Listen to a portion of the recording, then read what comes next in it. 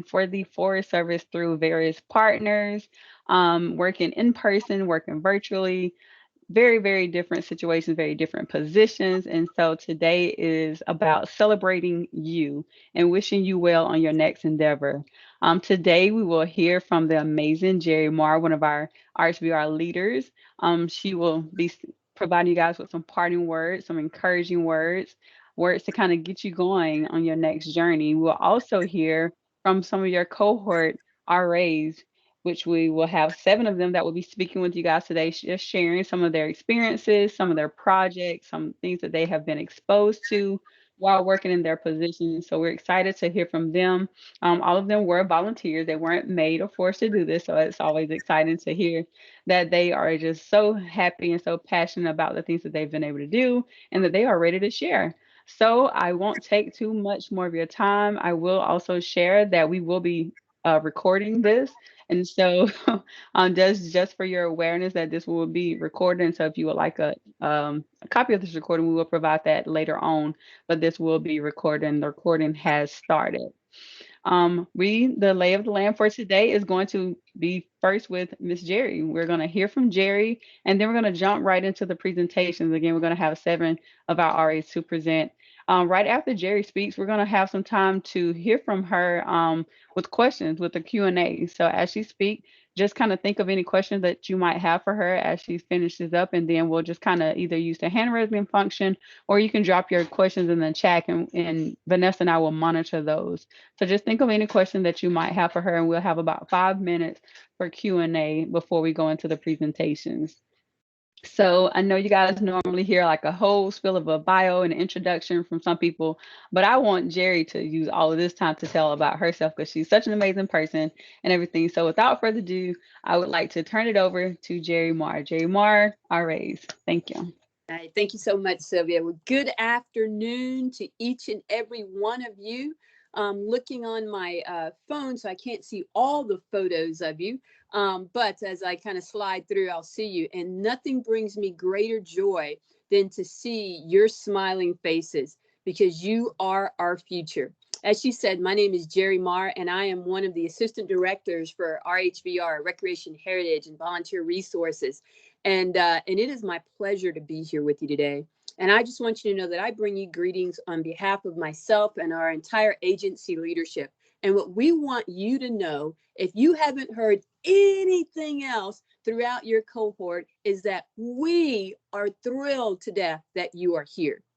We see you. And while we might not be in our typical environment where we are walking through the aisles of the offices, stopping by your desk, looking over your shoulder, going with you out to the field, and the ways that we have done things in the past, we know that you're here. And we are working really hard to not only have you here in a temporary position through your RA, but to ensure that you know with that direct hire authority that we would love to have you come and join our team on a permanent basis. Now, that being said, I know that you're like, but I didn't see anything. I looked for jobs. I tried. Keep trying. Getting a job is not for the weak. It's for those who persist. And what I know beyond a shadow of a doubt is that you have persisted. This has not been an easy session for you. We have gone through a lot. Let me remind you of a few things. Some of you may be aware that there's a little thing called a pandemic right now.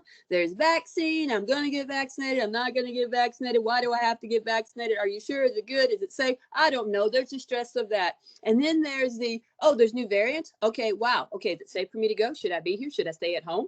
I don't really know. And what do you mean there's hurricanes that come and get the forest? And why is the fire so close to me? And will the smoke ever stop? And is this safe for me? And on top of that, there's like the whole political divide going on in our country that we're looking at. And on top of that, we have the nerve to continue to change the leadership of our organization on a day-to-day basis, it seems like. Who was your supervisor at the start may not be your supervisor at the end. And what I know is that all of that can create a little thing called stress. But more importantly, all of those things have created something inside of you that nobody can take away. And that's called resiliency. That's called grit. That's called determination. That's saying, hey, you know what? It's hard, but I'm going to stick with this, because the reason why I joined this program is because I saw this future and this opportunity. And what I want to say is, don't let all the fluff and stuff in the middle deter you from recognizing we are an employer of choice. And I know that you guys have lots of options. Some of you are going to roll over. Some of you are going to do a different assistance time. Some of you are going to go to grad school. Some of you may go to other agencies and other programs and organizations. And all I want to say is, that's cool. That's all good. Because what I know is this: we have embedded something in you that nobody can take away. And that is the gift of being a public servant. And you are serving your country right now.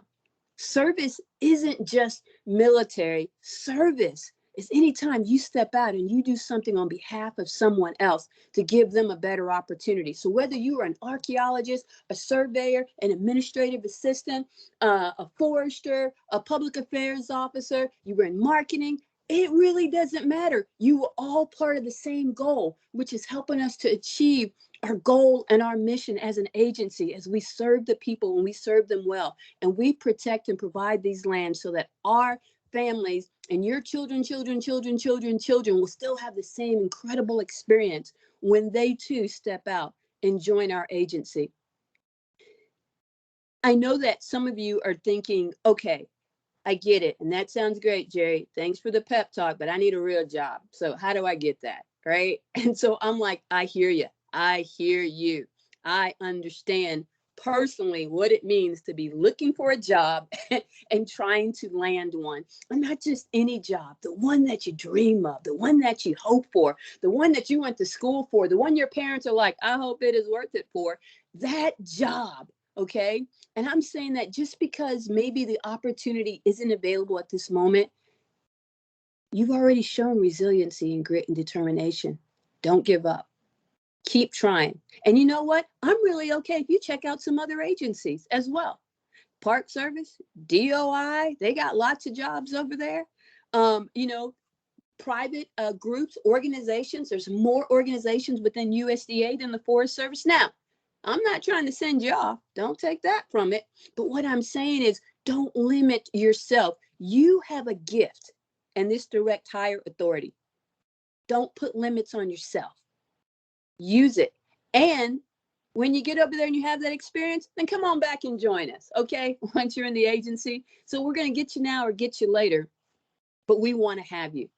It has been incredible for us. And some of you have had some really unique opportunities. I'm not throwing out names, but I think, let's see, could it be Araceli Morales Santos and Tony Pedreza, who had an opportunity to be part in the 2021 NASA Internship Day and have their questions answered by astronauts?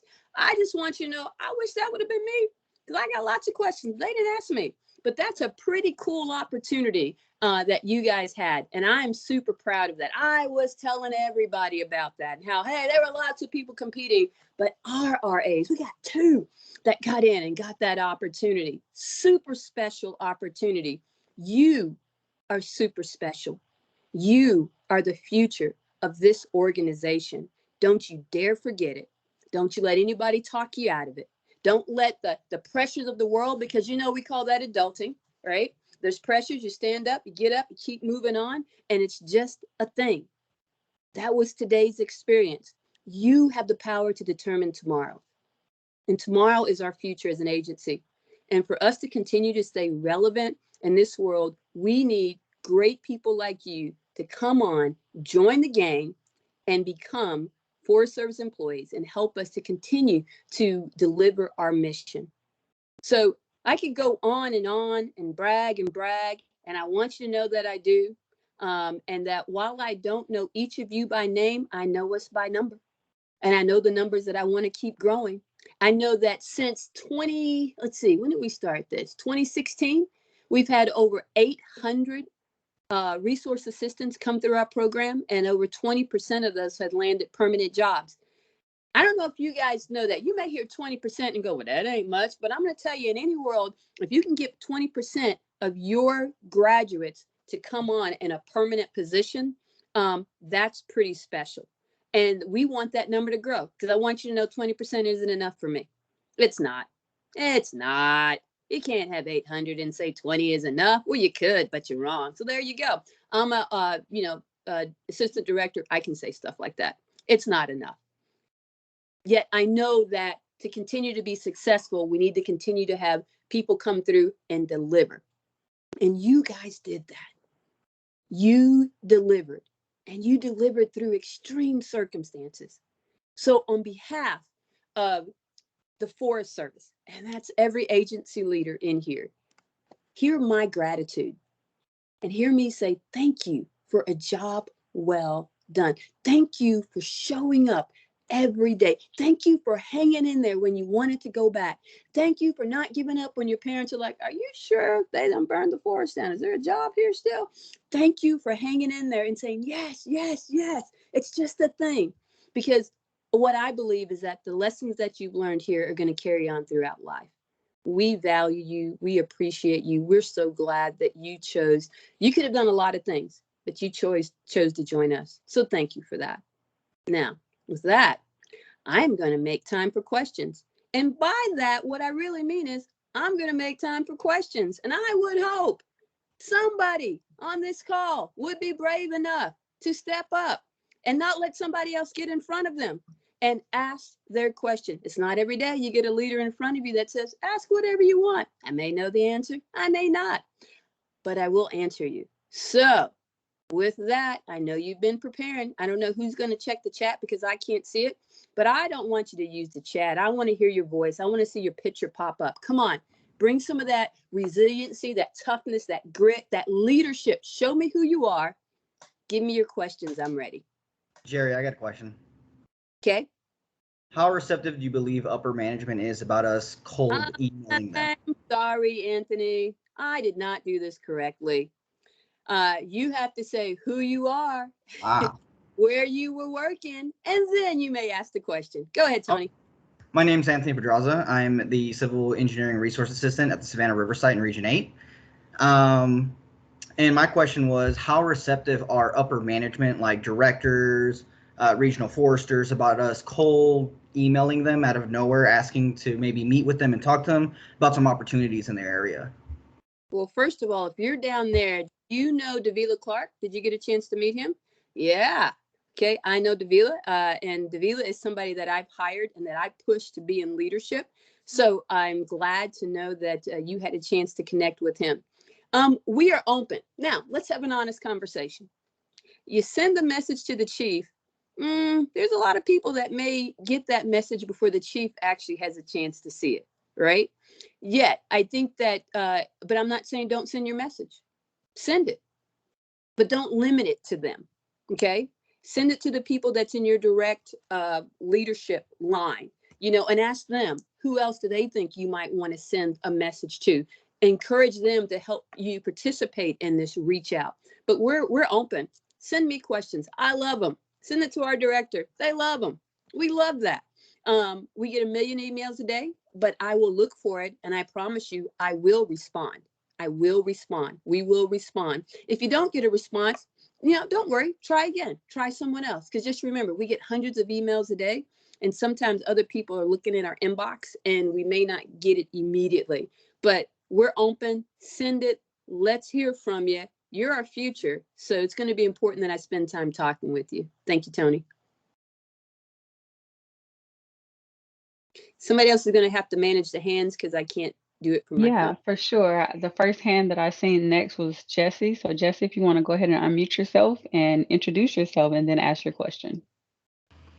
Hi, I'm Jesse Pline. I'm a Wilderness Stewardship Resource Assistant here at the Juneau Ranger District and Admiralty National Monument in Juneau, Alaska.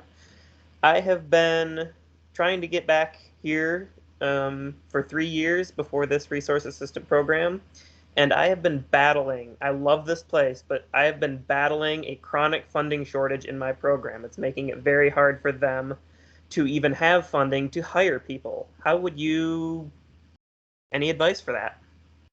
Yeah, well, I would say that the battle of the dollars is real. The struggle is real. And, we've had less and less. And as we send that out, that makes it really tough. And we've had to make tough choices. What I do know is this: now more than ever in the history of the agency that I have been a part of, Forest Service, we are getting some love from Congress, and there's more dollars that are coming. And we are going to be needing more people, and there's going to be more opportunities. It's just going to take a little bit. I would also say, don't limit yourself to one resource area. If you're in a resource area and their funding is short, then see what else you can do, because we're all working towards the same goals and objectives. Maybe getting something else, maybe even in a different place, to get that experience, to continue to have those opportunities. When I was coming up, I had to take jobs that weren't necessarily in the place that I wanted, but it gave me the opportunity and opened the door to get exactly where I wanted to be. So we're working hard. We know there needs to be more. We're doing our best to spread the peanut butter on that big, large piece of bread. And, when you start spreading, after a while, it can get thin. But we are getting more funds. We want to thicken up that layer of peanut butter and provide more opportunity, but don't hesitate to look for other opportunities. So thank you so much, Jesse. I appreciate the question. Thank you. All right, looks like our next question is going to be Jasmine, and then we have a question in the chat box that Vanessa will read out. So Jasmine, if you want to go ahead and unmute yourself, introduce yourself, and ask your question. Yeah, hi. My position is in the Washington office, so I see you without my camera on, so I'm just always lurking in the background in the Trails program. I think you kind of covered it a little bit, but my question was along the lines of, for some of us who got extended and have a little bit more time to look for a position, do you recommend waiting for that ideal, in hopes of that ideal position to come out, or just going to that first opportunity that you get after our resource assistant position? Got you, Jasmine. Thanks so much for your question. Yeah, and that's a tough one, right? Because there's the bird in the hand and there's one in the bush, right? And so I would say, what is it that you really want to do? And what are all the other things that you're going to have to know? What is the other knowledge base that you're going to know to help you be super successful in the role that you have? Don't limit yourself to just one thing as if that thing couldn't come around again. Look for the opportunities, look at your skill set, look at areas that maybe where you're not, you don't have all the skills that you need, a place for you to grow that will contribute to you being the best leader that you can be. I did all kinds of jobs, and I took opportunity when it presented itself. And I knew, but I knew what I wanted to do. And I started asking myself, what are the skill sets I need to be the best at this? And what is this other information gap that I have? And I look for those opportunities as well. So it's not a one and done. And you can talk to a lot of people in this agency, and no two have the same career path. But just make sure that you're looking for things that you want to do and things that will help you be successful in the things you want to do in the future. And I think you'll do well. And, while I'm here, we can have some conversations, and you can talk to other staff, and we can see how we can guide you in that. All right. Thank you, Jasmine. All right. Thank you. You bet.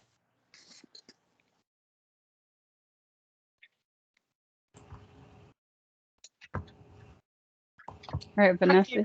Sorry, there's a question from Nicole. She is in the library, so I'll just read it. Do you have any data on what happened with the other 80% of RAs? Yes. So the other 80% went a lot of different places. We have people that went to private organizations, Peace Corps, different other government organizations. They went back to school. They decided, maybe this is not exactly what I want. I want to do something else, or I'd like some time and then maybe come back later. So there's not just a one thing, it's a couple of things. I think for some, maybe they just took other opportunities as well. And for some, they wanted to, we just didn't have the opportunity and the funding available at the time. So they're doing other things, waiting for an opportunity for the doors to open again. So that's kind of what's happened to the others that are in that. That's a great question, Nicole. And I don't know what you're sewing, but I'm sure it looks cool.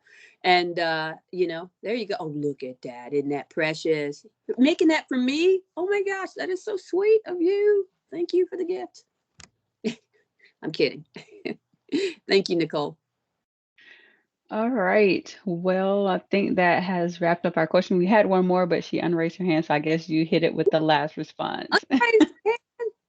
Well, Yeah. you guys, it has been my absolute pleasure to spend time with you today. I wish I had hours and hours to spend with you. Don't let this be your one and done. You have something else? Send me a question. Send it to Sylvia, send it to Lady. Let us know. Your questions help us to be better. Your questions help us to think differently and broader. Because I'm not in your seat. I've been in your seat. It was a long time ago. And so I know something, but I don't know your experience. So be brave, be bold, be resilient, be consistent.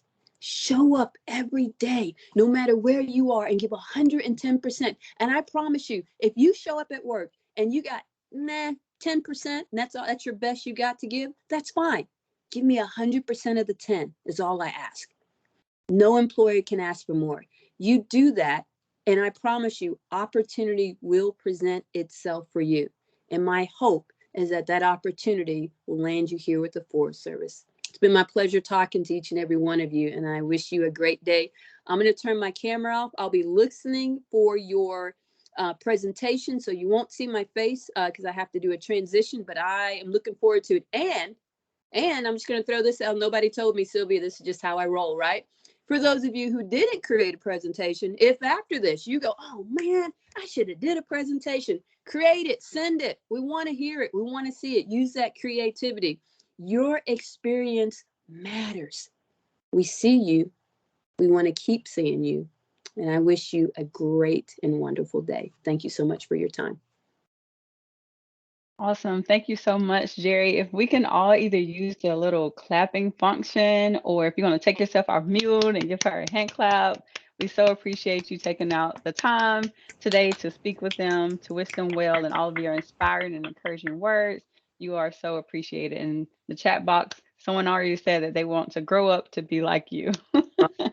That is so sweet. Well, I can't Yeah. wait. I'll be reading the chat later as well. So feel free to put your thoughts in there. Guys, have a great day, and I look forward to listening to your presentation. So thanks so much, everybody. Thank you. Thank you again. All right. And at this time, we will make our transition to our RA speakers. So if you guys want to, I'm going to go ahead and share my screen.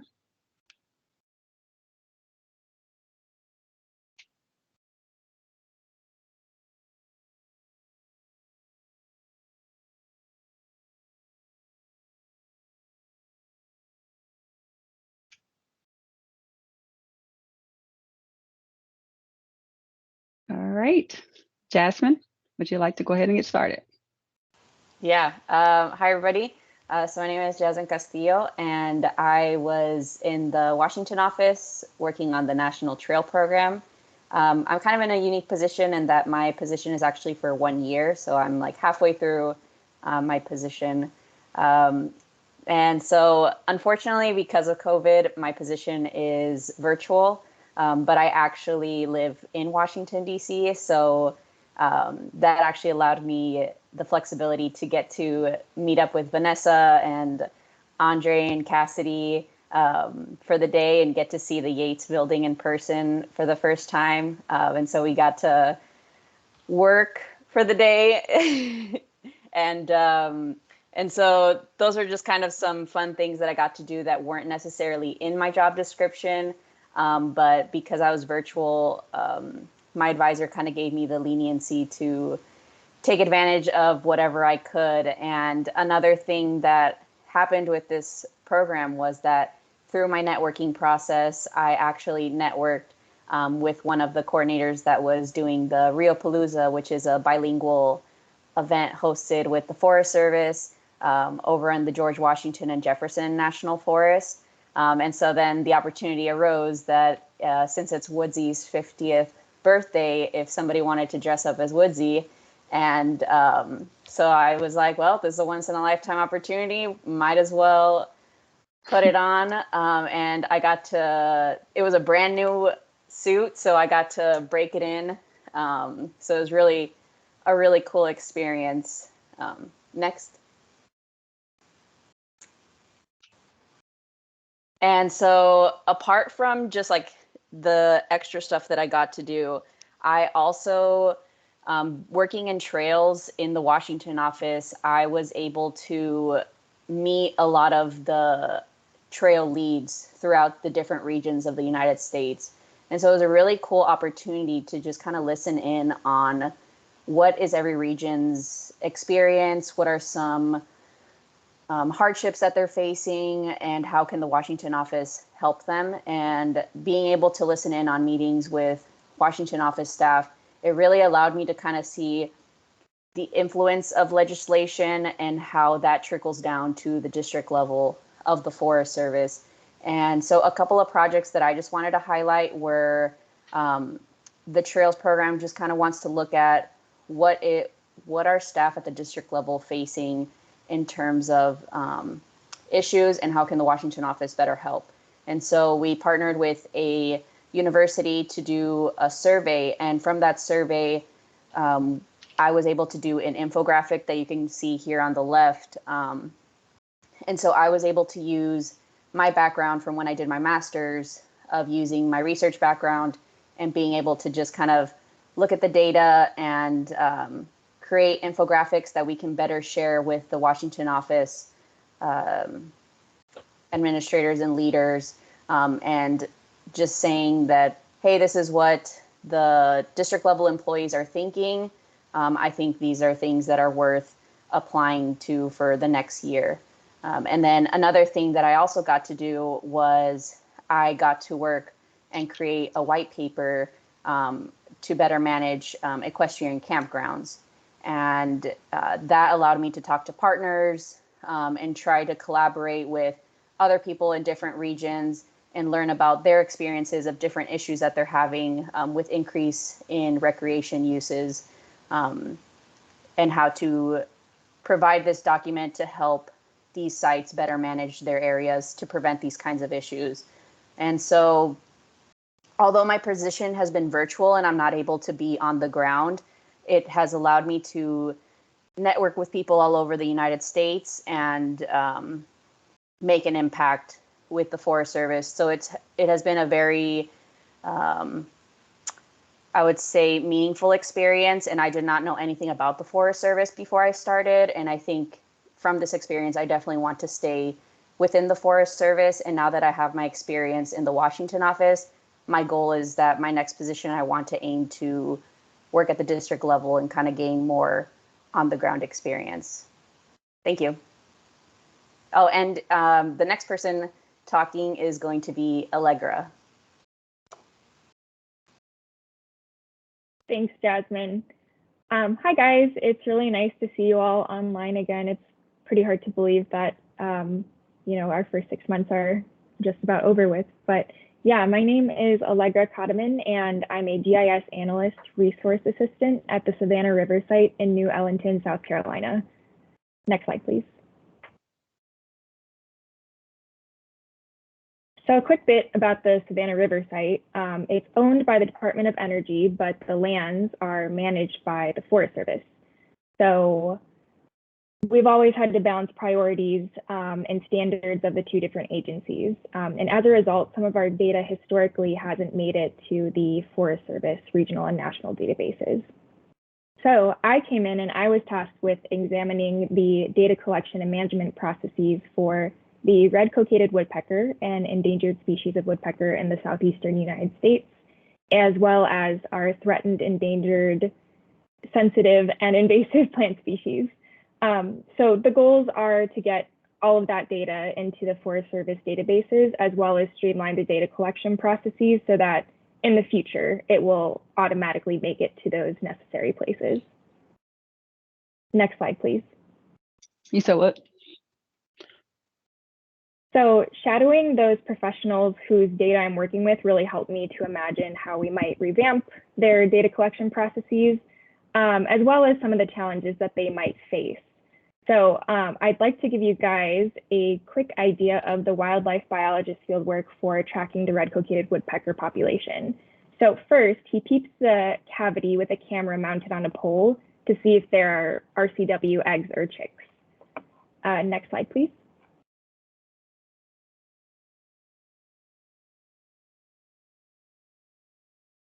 Next slide. Oh, thank you. And so here's an example of what we might see on the monitor screen from the ground while we're peeping the cavity. And these are two little squiggly RCW chicks. Next slide, please.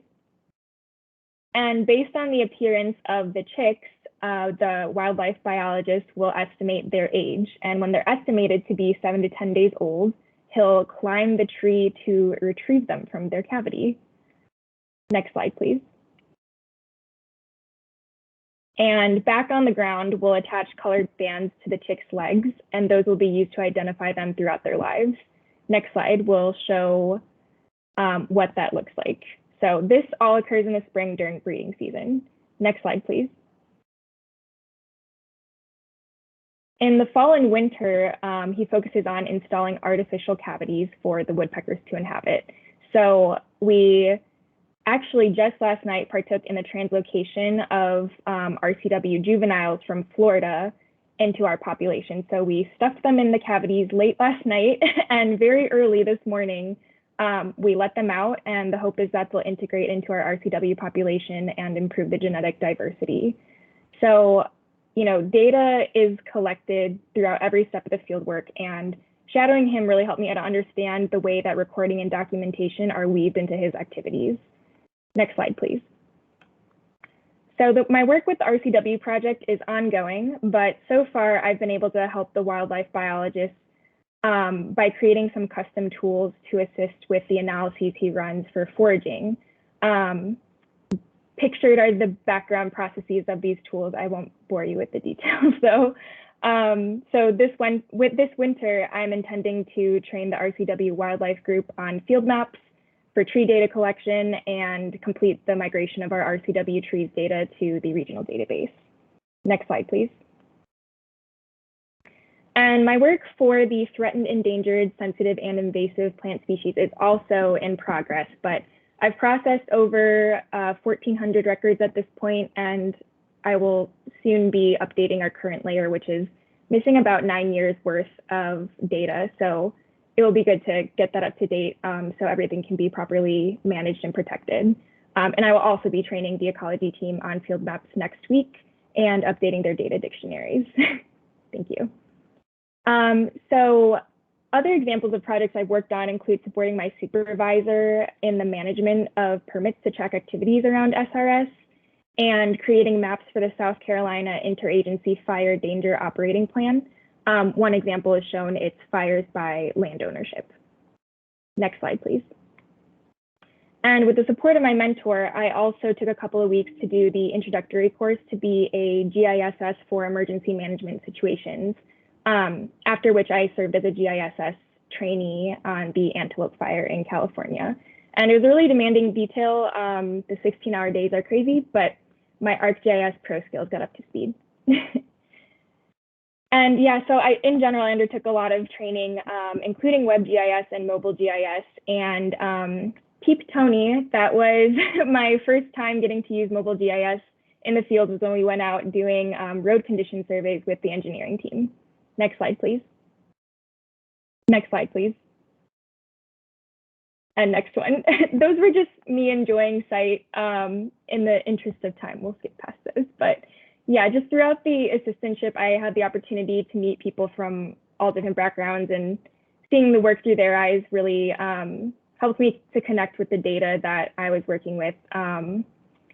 So yeah, I'd like to give a special shout out to my mentor, and yeah, thank you guys so much for your time. Next up is Jesse. I'm Jesse Klein. I'm a Wilderness Stewardship Resource Assistant here at Tongass National Forest, Juneau Ranger District. Thought I'd start this off with this sunrise photo because the end of this program is really a really nice dawn for every one of us here. Next slide, please. The primary amount of my work that I did was with the Admiralty Island Cabin and Trail Crew. We service almost 20 different wilderness cabins and shelters on Admiralty Island, including general upgrades, routine maintenance, and caring for many of these locations, which are on the National Register of Historic Places, dating back to the 1930s CCC era. Next slide. In addition to working with our cabins, we also maintain many of the trails on the island, especially the cross-admiralty canoe route. Just like the cabins, much of these trails also date back to the 1930s era, so everything we do is based on wilderness principles, hand tools. There's no power, there's no cell phone signal, there's none of that. Trappings of society. Everything's all by hand, be it axes, hatchets, crosscut saws. And then in these two photos, there are two different types of trail building that we do. On the left is check log staircases, and on the right is puncheon. Next slide. The entire time that we're out in the wilderness, we are performing wilderness solitude monitoring. Under the Wilderness Act, it provides for monitoring of the wilderness just to kind of evaluate how alone you can be when you go to each different wilderness. It's based on how many different encounters of humankind that you experience while you're out there. So anytime that we're out there, we write down information such as what kind of interference. Was it a plane flying overhead? Was it a hiker using the wilderness? Was it a boat offshore? Anything at all of human origin that is experienced while we're in the wilderness. We record the severity of its impact. If it's a plane flying over at treetop height and drives you crazy, or if it's a really kind hiker that just walks by. Next slide, please. Being out in wilderness in Admiralty Island gave me a really big advantage because the RA program allows for a lot of like interdisciplinary and inter-office work. So being out in that remote setting was a huge benefit also to the Fish and Wildlife program. I helped fill a lot of data gaps that they just had no data for because it's really difficult to get out to the island. It requires a float plane or a boat trip that otherwise has to be a special trip. So every time I was out there, anytime I heard or observed different species of loons, those were recorded on eBird, as well as different raptor nests, which were recorded on Gaia GPS. Next slide, please. I also worked with the Fish and Wildlife Department on making recordings for each of our cabins. So a big portion of the Wilderness Act is that the land and its community of life are untrammeled by man. This includes just having windows. Birds don't see windows as a straight-through or as a obstacle. They see it as a straight-through corridor. A lot of times the reflections, especially if it's in good habitat, looks just like a mirror to them, and they fly into it and are killed. So anytime I was at one of our cabin sites, I took photographic data sets of each of our cabins and their windows and surrounding habitat, as well as documented any instances of bird casualties. And then at the end of the season, I got to help out with the actual solution to the plan, which is applying a product called Feather Friendly to cabin windows on Dan Muller cabin. All right, speeding along. This is the nice thing about 6-day weekends. Nothing better than the Alaska backcountry that the Resource Assistant Program got me the opportunity to be at. Whether it be 6 days up on mountains or 6 days on glaciers, exploring ice caves, it's hard to beat it. Next slide. And then finally, the amazing opportunity for professional development through the Resource Assistant Program let me take a trip to the Alaska Raptor Center in Sitka, as well as work with the Juneau Raptor Center here in Juneau. I've been working in wildlife rehab for over a year now, but this opportunity really helped me refine my skills in specifically raptor, working with raptors both in rehab and training, as well as getting some amazing professional networking in and working toward my actual wildlife rehabilitation license. And that should be, one sec, I lost my window. Next, I'd like to introduce Cullen. Hi there, my name is Cullen LaPointe. I've been working on the Redbird Ranger District of the Daniel Boone National Forest in Big Creek, Kentucky. And I've been focusing on inspections of oil and gas wells. The object of oil and gas inspections is to create an updated database of locations and determine wells that pose environmental concerns and begin establishing agreements about communication and operating standards with companies. Next slide, please. Here I am with my coworker slash roommate for the past 6 months. We got our ATV and UTV certifications because it's far more fun to do inspections while driving around in a UTV, but also we got to access more remote parts of the forest that haven't been visited very much. Next slide, please. Because of this, we were able to collect data for other shops in our district, like the occurrence of invasive species, location of trash dumps, road conditions, and evidence of unauthorized UTV use. Next slide, please. Our ability to access remote areas of the Redbird Ranger District meant that we could inspect wells and associated infrastructure that hadn't been visited by Forest Service officials in 5 to 10 years, or sometimes ever. Next slide, please. Sometimes we felt like detectives piecing together who owned and operated wells and finding their actual locations and figuring out what was going on in each area.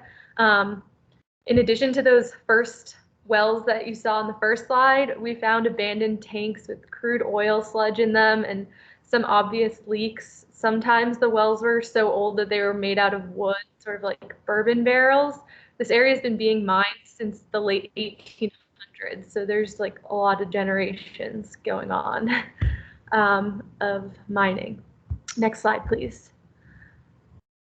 We also got to visit other districts and saw some abandoned buildings that were associated with mining on those districts, and then other larger tanks and infrastructure that's awaiting funding for remediation that hopefully we can get to in the future. Next slide, please.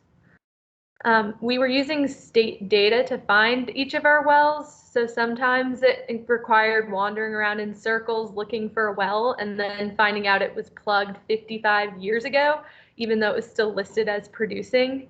And then other times we found our wells by following the smell of just leaking natural gas, which was kind of upsetting, but it's good to find them so that then we can mark them as a problem to hopefully fix in the future. Next slide, please. We ran into some obstacles along the way, like the time that we had to winch our ATV out of the mud and constantly were pulling spider webs off our faces and arms as we walked. Next slide, please. But in the end, we were able to set up the foundation of a database and inspection guide for future interns in other districts to build off of. And we can work to get these petroleum operations back under control. This map here was one of the big end products of our research or of our inspections. And it shows all of the oil and gas infrastructure on the Redbird Ranger District, where there's over 1,000 records. We were able to distinguish wells that were already listed as plugged or were never completed from those that are listed as active. But these designations are going to require ground truthing, as many of these records are out of date or incorrect. So we added the yellow rings, which indicate our 70 wells that were inspected this summer, so that a map like this can help future inspections to target areas that haven't been visited so that they can get to new places. We extended this map for the entire forest, and we're able to help colleagues from other districts understand some of our software, the field maps and Survey 123 platforms, so that we can make a more comprehensive and consistent strategy across the Daniel Boone.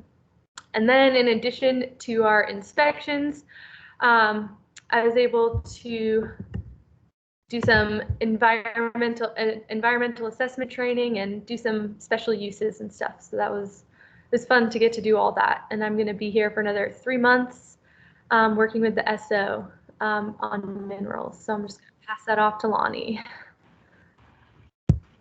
Hi, everyone. My name is Lonnie Cantu. I am a resource assistant at the WO with the Recreation Special Uses. I'm a recent graduate from the Yale School of the Environment with my master's in environmental management. And my big project that I've been working on primarily is a systems thinking project. So next slide, I'll kind of walk you through that project now.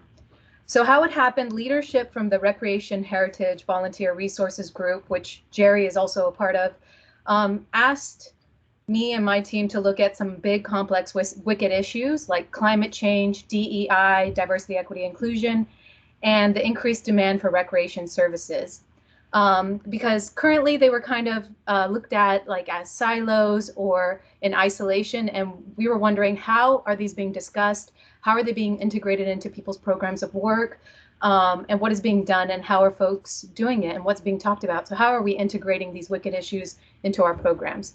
Can we go to the next slide, please?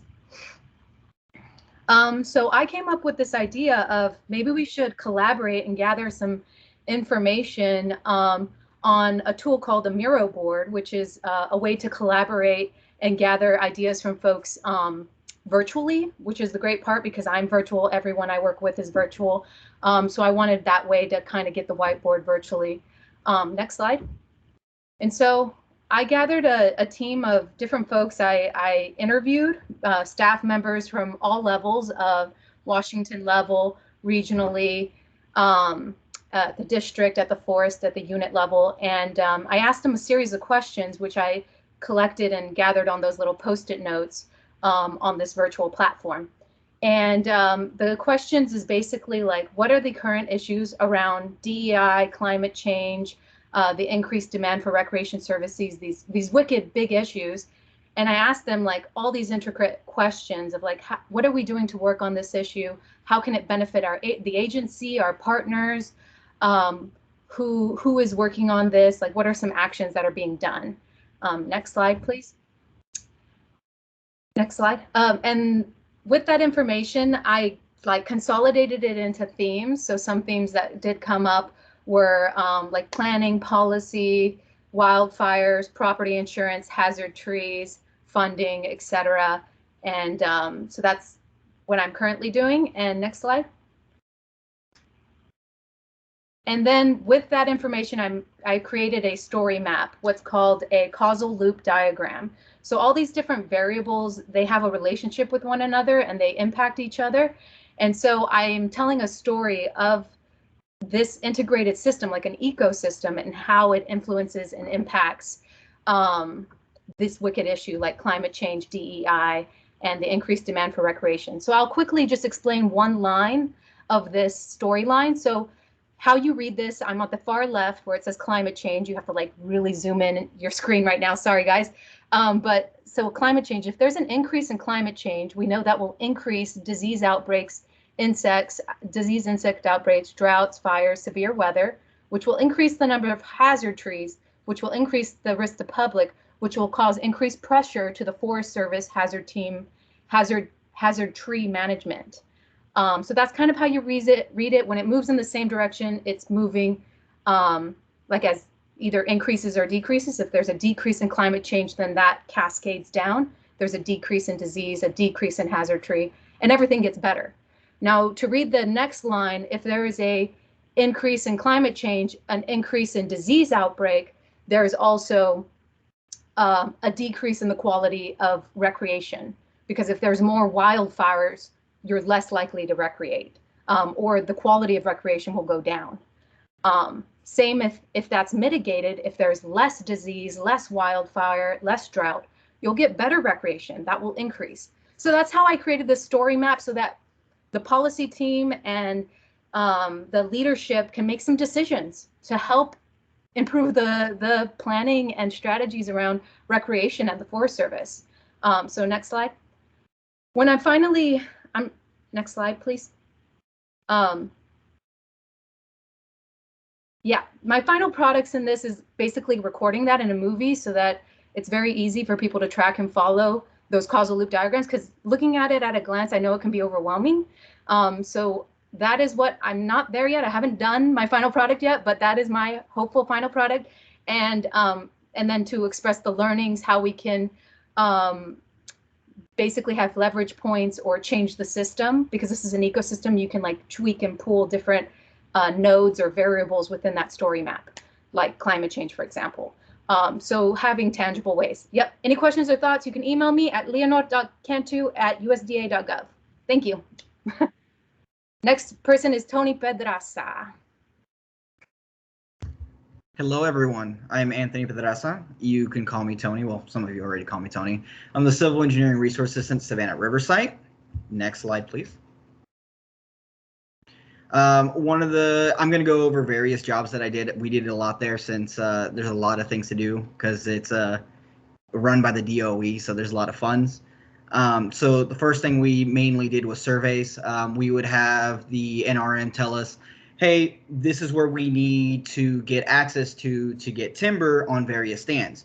We go out there, see what there's available, and then we tell them, it's like, well, we could do here or here. They tell us, yeah, do that. So we go out there, we know the estimated diameter that we want of everything, and we go into the woods, we hike around, run into snakes, run into spiders, run into things I never thought I would see. And we would plot out points needed for geographic and topographic information to build these roads in AutoCAD appropriately. Next slide. Then there's me and Allegra in the middle. I'm happy me and her picked different pictures, but we did some road condition surveys. So another thing we do for those stands that need work are to go and estimate the type of maintenance these roads need. If we know this stand is going to get, what is it called? Clear cut, or if it's going to get, just trimmed, we need to have access to those roads. So we used ArcGIS Collector. We'd go into our tablets, we'd mark it as what we need, and then we would use that to get the watershed ready. All right, next slide. This might be one of the most interesting things I've ever done. It's called phytoremediation. So some people might not know the Savannah River site's a nuclear site. So there is a tritiated nuclear waste water plume coming up from this pond on the left. And what we do is we pump that water into a filtration system, into a tank, and then we irrigate it to all the trees in that area to bond the tritium to organic material. So on the far right, if you squint very carefully, you can see some risers on those pipes, and they're spraying water around for it to dissipate in the air and to be absorbed by the trees. What we did, well, I assisted in observing and repairing whatever was necessary in that area. I replaced a motor, I replaced a regulator, I replaced pipe, all sorts of stuff. It was really interesting. Next slide.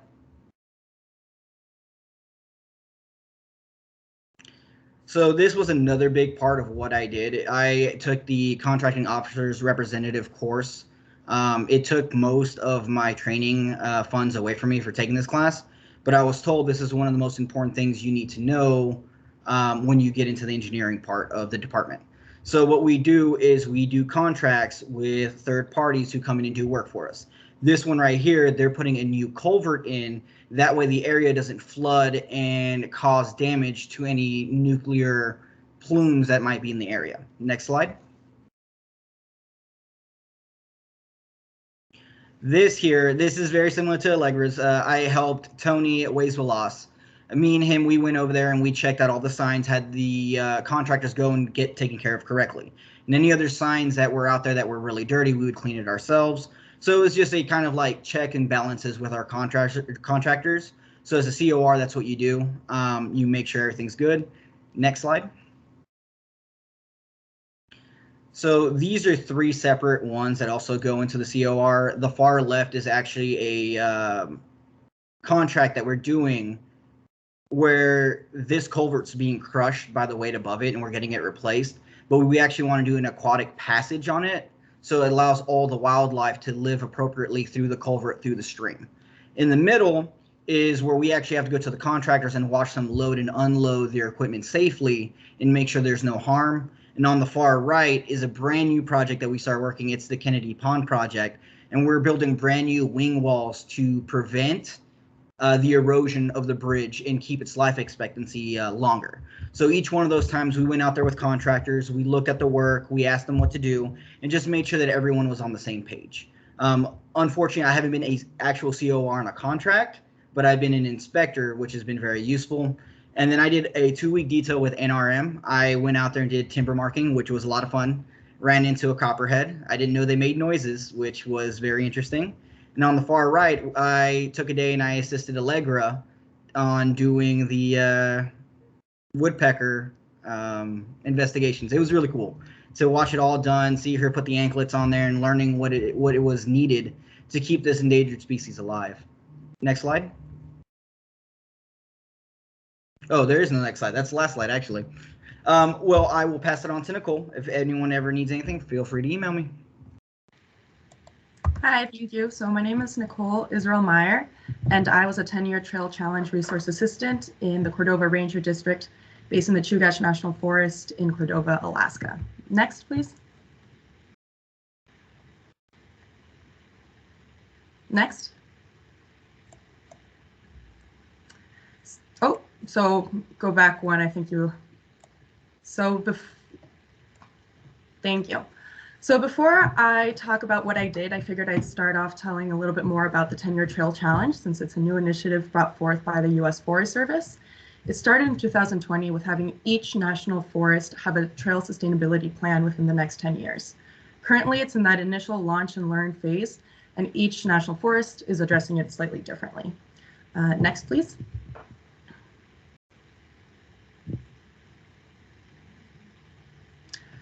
So my internship started virtually at first, and I conducted a pretty extensive literature review where I read up on all the information about the 10-year Trail Challenge, trail sustainability, as well as the Cordova Ranger District, Chugach National Forest, and Cordova as a town itself. Next. Once I was in Cordova, my time was spent about 50-50 in terms of time in the office and time in the field. When I was in the field, I spent most of it with the trails crew, one, to aid them with their various projects, and for me as well to learn what it really means to build and maintain trails. Cordova is in the temperate rainforest, and it rains about 160 inches a year here, so our trails also need to be appropriately built for it to withstand that type of condition. Next.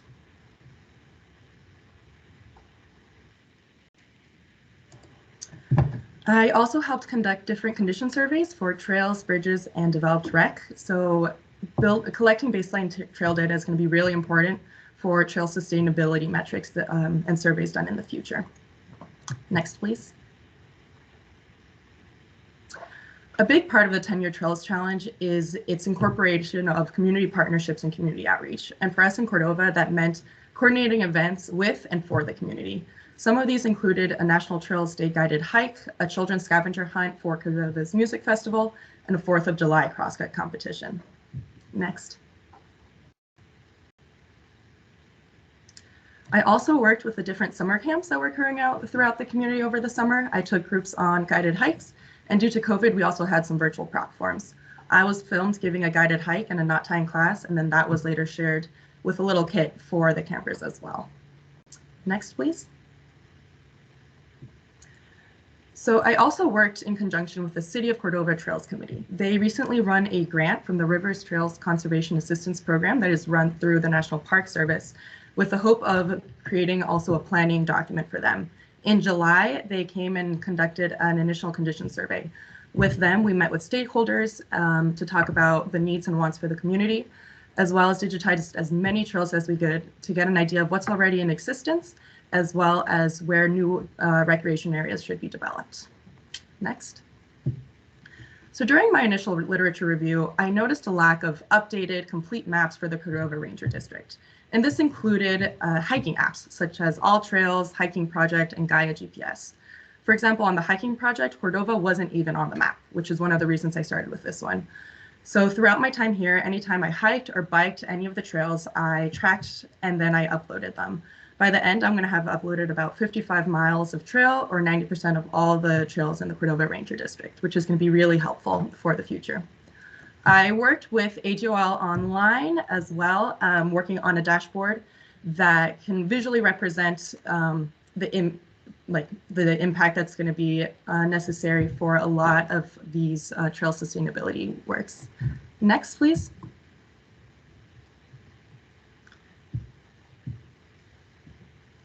I was able to go on 3 work hitches to get to know the Cordova Ranger District, 2 of which were to the Childs Glacier Recreation Site, which is a pretty unique site right across the river from a glacier to do trail and developed recreation maintenance, as well as a trip to Valdez, Alaska to work at the Information Center and to help with a community event.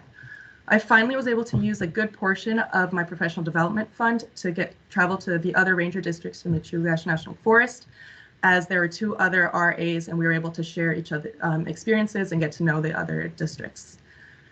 Next. So thank you all so much for listening and to staying a little bit longer. I really enjoyed the internship and working both in the field, office, and in the community. Learned a lot from the experience, and I appreciate the opportunity to be able to share from you. So thank you, and congrats to all the RAs.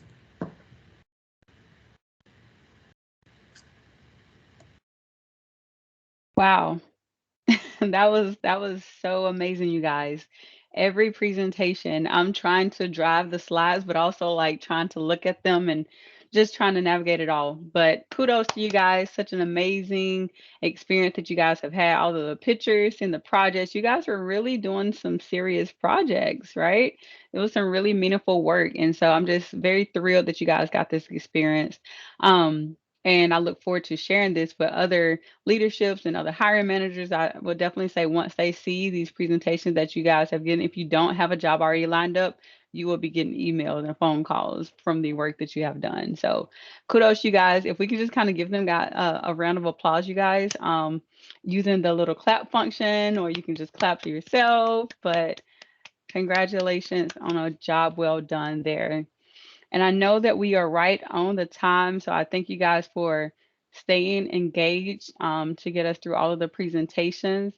Vanessa, you can go ahead and end it. So we're just going to